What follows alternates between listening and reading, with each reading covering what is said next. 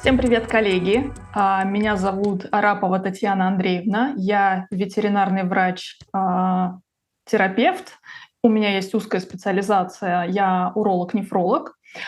И я принимаю эстафету из города Тольятти. Я живу и работаю в городе Тольятти, это Самарская область. И наверняка вы слышали о городе, в котором я живу.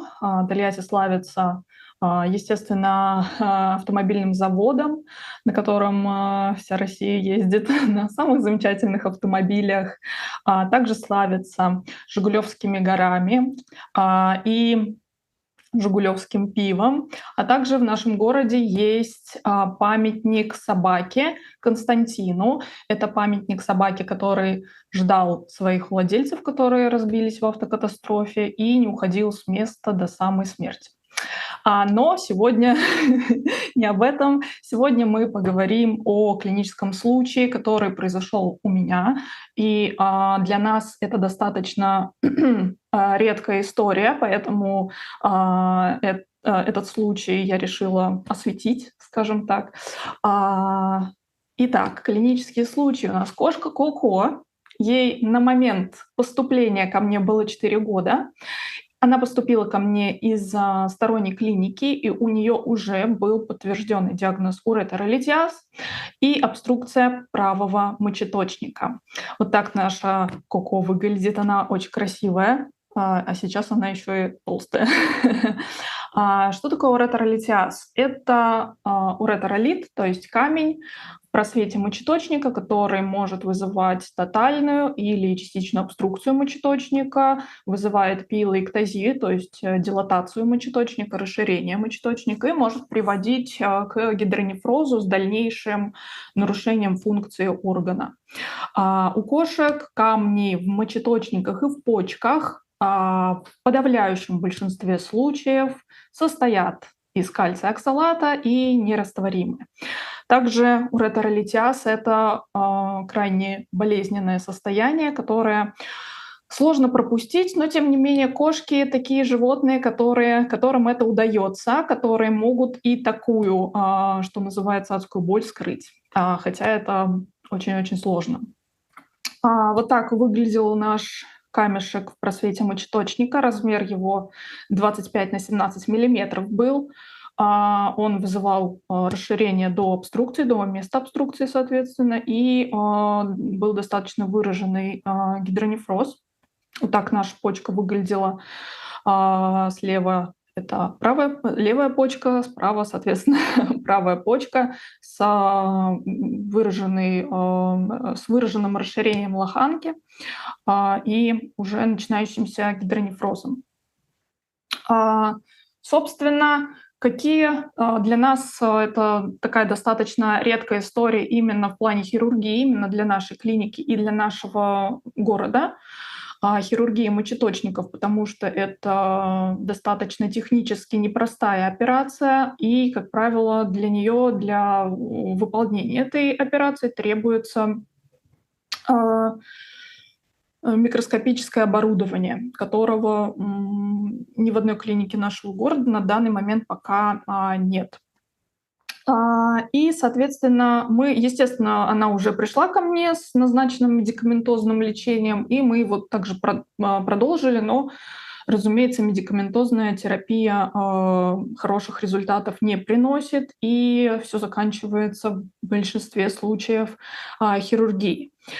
Какие, в принципе, у нас существуют методы разрешения хирургические методы разрешения обструкции мочеточников? Это первый и самый популярный, вероятно, это уретеротомия. То есть когда мы разрезаем мочеточник вдоль, достаем уролит и зашиваем его поперек. Такая техника хирургии мочеточников у кошек. Второй вариант — это реимплантация мочеточника, то есть когда мы а, остаток от мочеточника перешиваем в мочевой пузырь. Такой вариант развития возможен только при обструкции дистального отдела мочеточника, то есть нижней части мочеточника, который расположен близко к мочевому пузырю. А, Одно из самых современных вариантов разрешения обструкции — это нефровезикулярное шунтирование, САП-система. Это, по-простому говоря, искусственный мочеточник в обход поврежденного.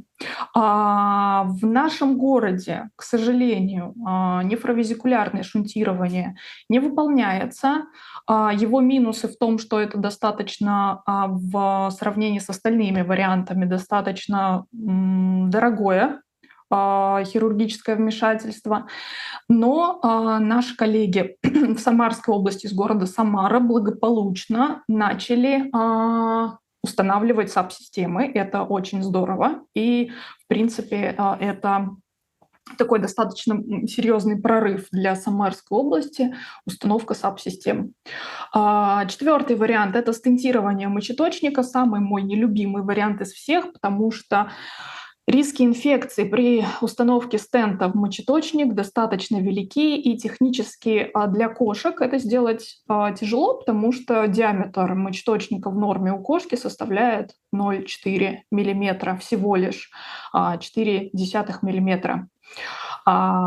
И пятый вариант — это нефрактомия, то есть удаление почки.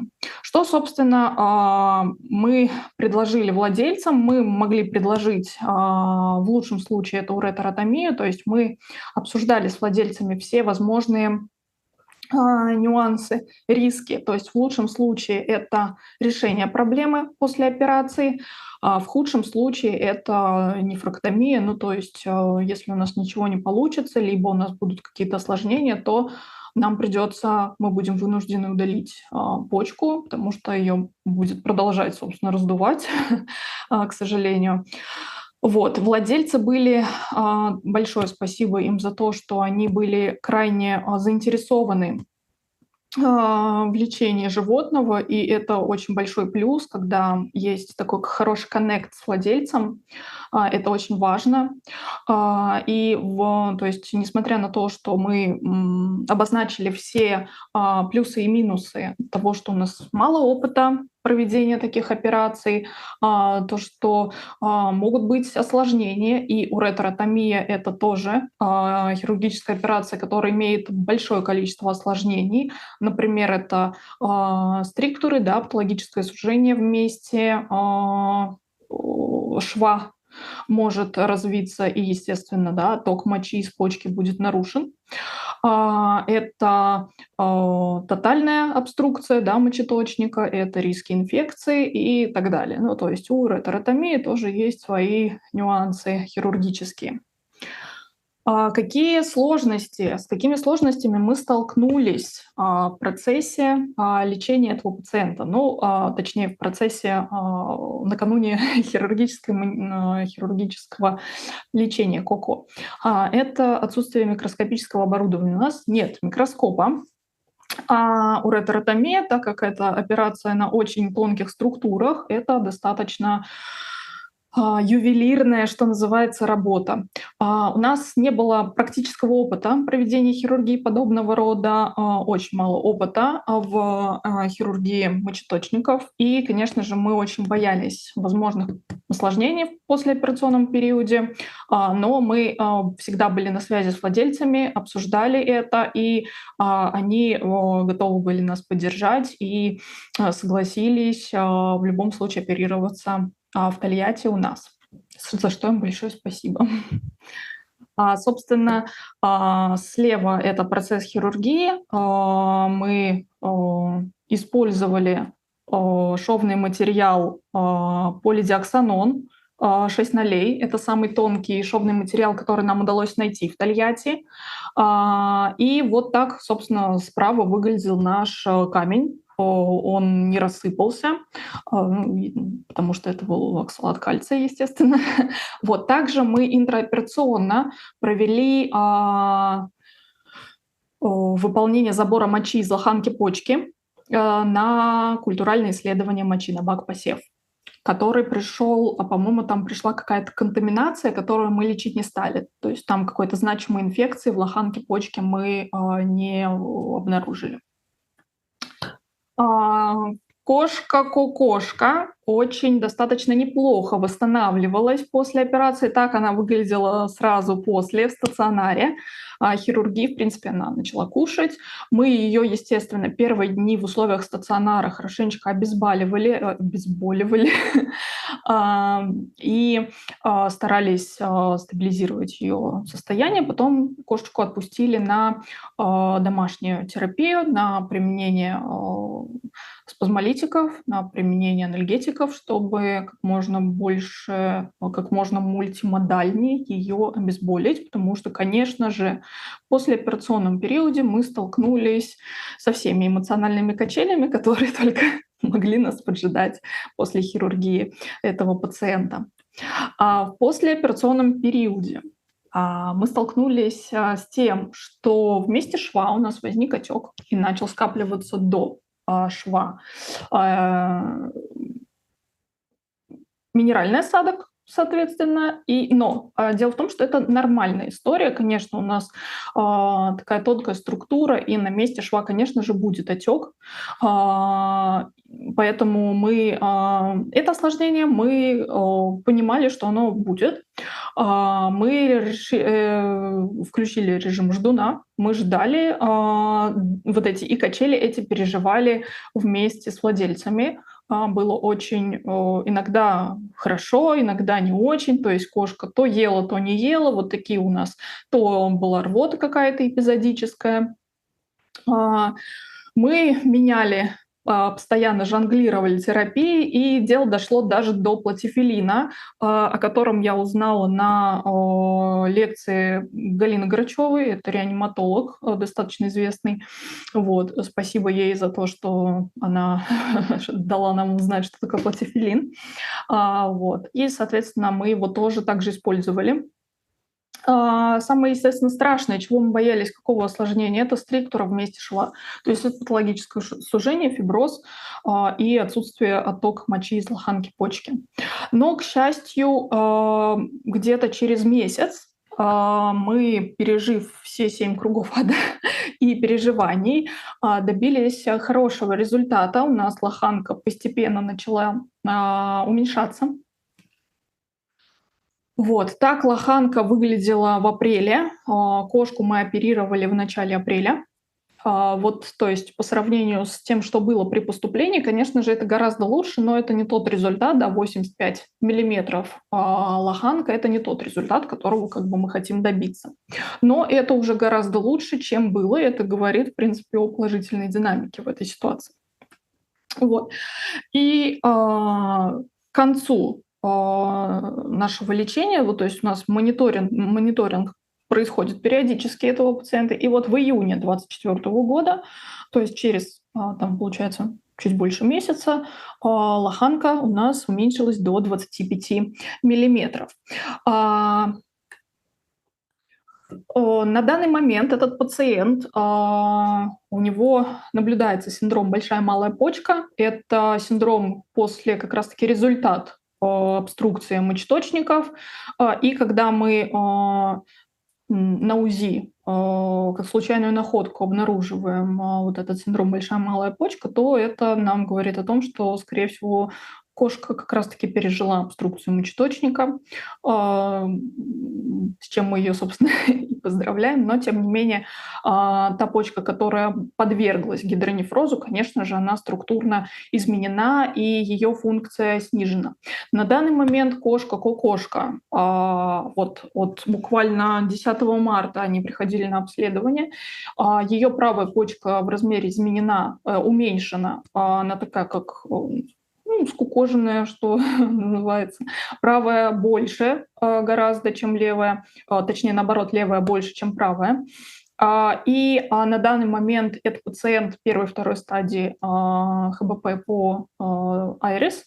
У нее креатинин на данный момент 197, то есть это говорит о том, что в любом случае, даже после положительного результата хирургического, мы получаем так или иначе хронического пациента, несмотря на то, что кошке, можно сказать, около 5 лет, да, то есть кошка молодая. Но, тем не менее, она набрала вес, она сейчас весит 5 килограмм, она такая пушинка, толстенькая, и владельцы продолжают быть на связи. Они очень благодарны за то, что мы сохранили кошке почки, обе на месте, и за то, что, в принципе, эта операция прошла успешно. И мы очень рады, что мы имеем такой положительный результат, несмотря на то, что мы находимся в небольшом городе, где какая-то сложная хирургия, обследование у нас крайне ограничены. Но, тем не менее, у нас получилось, и мы считаем это своей победой, поэтому я решила рассказать об этом случае. И хочу пожелать коллегам не бояться пробовать, но только тщательно готовиться. И очень важно коммуницировать с владельцем, очень важен хороший коннект с владельцем. Это буквально для меня это как будто бы одно из самых важных моментов успешной помощи животному, потому что без качественного, хорошего коннекта, без правды между владельцем и врачом очень тяжело добиться результата для животного. А мы, конечно же, работаем обе стороны, владелец и врач работают исключительно для пользы животного, для пользы наших пациентов. Вот. Я была очень рада за приглашению меня на Vetapex. И я надеюсь, что это не последнее мое выступление. Всем хорошего дня, вечера. Будьте счастливы, а самое главное, будьте здоровы. И чтобы ваши пациенты тоже были здоровы и выздоравливали. Всего доброго. Пока.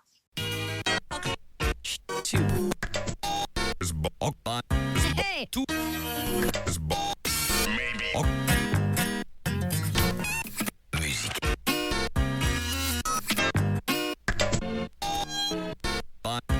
Hey! Hey!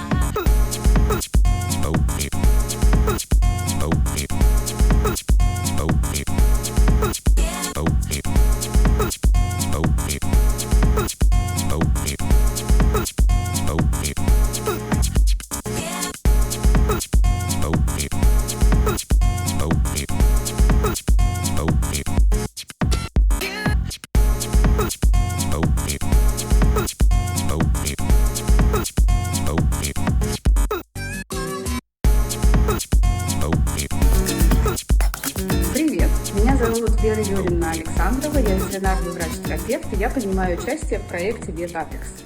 VetApex — это ветеринарная программа, проект, который будет заниматься обучением специалистов, и наша целевая аудитория основная — это врачи и ветеринары из регионов. Цель этого проекта заключается в том, чтобы создать замечательную среду для обучения, творчества. Мы будем делиться друг с другом какой-то новой информацией, мы будем дискутировать, мы будем творить какие-то проекты. Поэтому присоединяйтесь к нам, мы будем для вас творить. Всем привет! Меня зовут Куриленкова Ирина. Я являюсь ветеринарным врачом-микробиологом и специалистом по клинической лабораторной диагностике. И я принимаю участие в проекте VetApex. VetApex — это новая образовательная платформа, которая позволит нам всем в комфортных условиях и доступно получить образование, независимо от того, в каком регионе или городе вы находитесь. Вот. И на моей кафедре по лабораторной диагностике мы будем разбирать преаналитику, будем разбирать, собственно, сами исследования и слушать разных интересных людей, в том числе, и разбираться с интерпретацией анализов, как они могут помочь вам в диагностике различных заболеваний и назначении правильного лечения. Вот. До встречи на платформе, на вебинарах и лекциях. Приходите, будет интересно. Всем пока. Всем привет! Меня зовут Морозов Илья Юрьевич. Я кандидат ветеринарных наук, ветеринарный врач-офтальмолог, главный врач клиники «Премьер». Я участвую в проекте VetApex. Проект направлен на обучение врачей общего профиля сложным специализациям ветеринарной офтальмологии. Мы расскажем просто о сложном. В нашем проекте будут различные лекции, конференции, вебинары, практикумы. Будет очень интересно. Присоединяйтесь. Добрый день. Меня зовут Нигова Екатерина, я ветеринарный врач-диетолог, и я принимаю участие в проекте VetApex для того, чтобы рассказать вам о том, как правильно кормить собак и кошек, а на самом деле о том, как правильно отвечать на вопросы владельцев про это кормление. Темы, которые были выбраны для наших лекций, составлены на основе самых частых вопросов, которые задают люди, и эти вопросы задаются абсолютно всем. Но, конечно, врач общей практики чаще всего будет иметь с ними дело. У нас будет круглый стол, на котором вы сможете задать дополнительно что-то еще, что у вас возникло. И если интересно, можно получить дополнительную информацию. У меня есть книга для владельцев. Она пока про кормление собак, возможно, позже появится про кормление кошек. А пока я жду вас на нашем проекте. Спасибо.